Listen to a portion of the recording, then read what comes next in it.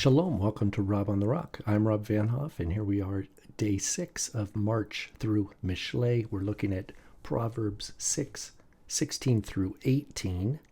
And this manuscript image that we're looking at is from what's called Sassoon 1053. It is a 10th century manuscript that recently, early 2023, was put up for sale, and they're thinking it's going to go from anywhere from $30 to $50 million. It's one of our oldest surviving complete Tanakhs from the early Masoretic era. Some of it is missing, but it's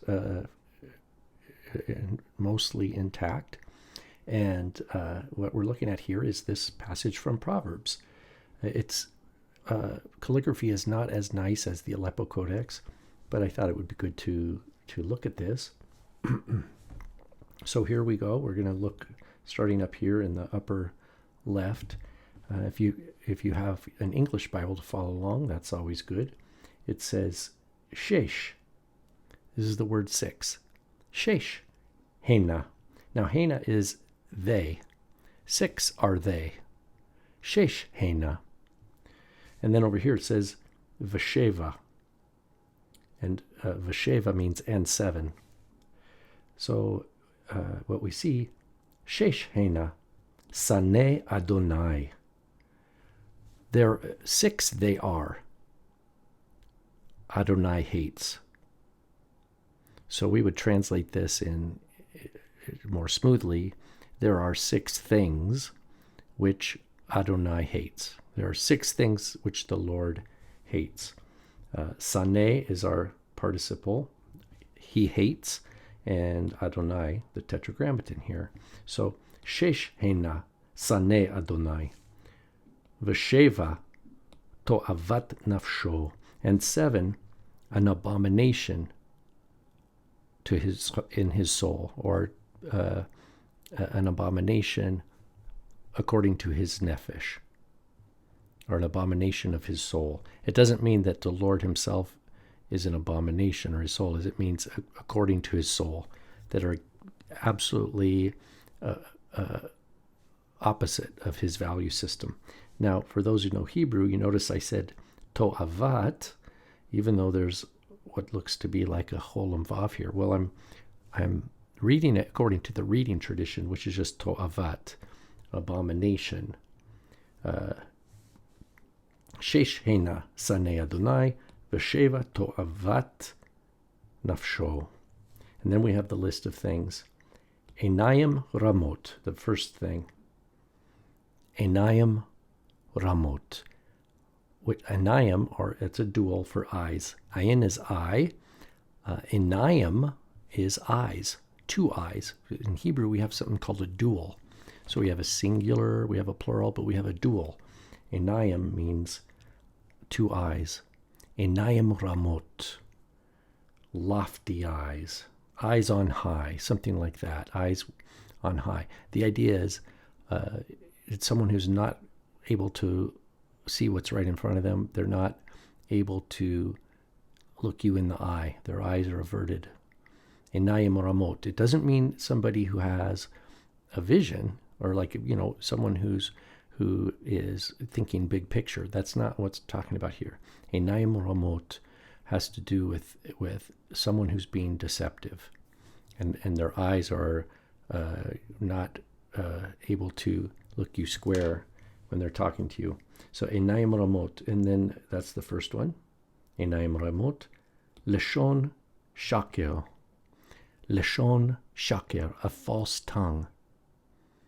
So lofty eyes, Einayim Ramot, a false tongue, Leshon Shakel. Normally it would be Shekel, but because it's in pause, this little triangle here is an Atnach, it's Shakel, a false tongue. Then it continues, Ve Yadayim Shofchot Dam Naki. It's important. Ve Yadayim Shofchot Dam Naki. That means, remember how we had an Einayim over here, 2 eyes? Yadayim means 2 hands. So that means someone who's both hands, Yadayim, Shofchot Dam Naki, shed They are shedding dam, is blood, naki, of an innocent one. So hands shedding innocent blood. So that's the third item.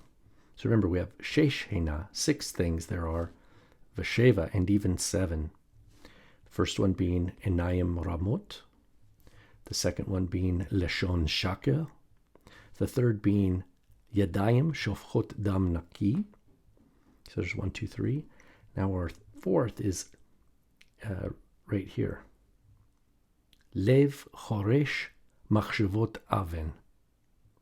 Lev choresh machshavot aven. So a machshava is thoughts. Machshavot, or a machshava is a thought. Machshavot, thoughts. Lev is heart. Choresh means literally engraving or plowing, digging. Lev choresh machshavot aven, thoughts of iniquity, thoughts of injustice. A heart that is digging or engraving, and so that's a metaphor. It's an agricultural idiom, right? But it's talking about meditating and really strongly thinking and planning. Machshavot aven, thoughts of injustice or even evil. Aven could sometimes just have a sense of evil. Next, raglayim. So our third dual here. So we have 3 duals: enayim, eyes; yadayim, 2 hands; and raglayim. Regel is foot, raglayim, 2 feet.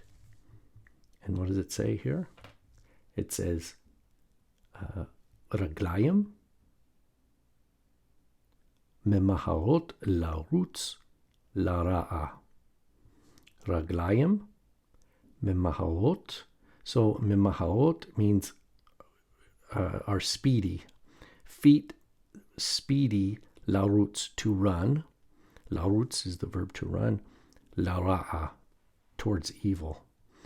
So feet that are quick to run to evil. This is one of the things we want to watch out for also now, because all of these are body parts, aren't they? Enayim, eyes; leshon, tongue; yadayim, hands; lev, that's heart; raglayim, feet. So it's using body part language, but these all can be understood as metaphors for our energy, for our thoughts, for our thought process. So if someone, let's say someone hears a report and they all of a sudden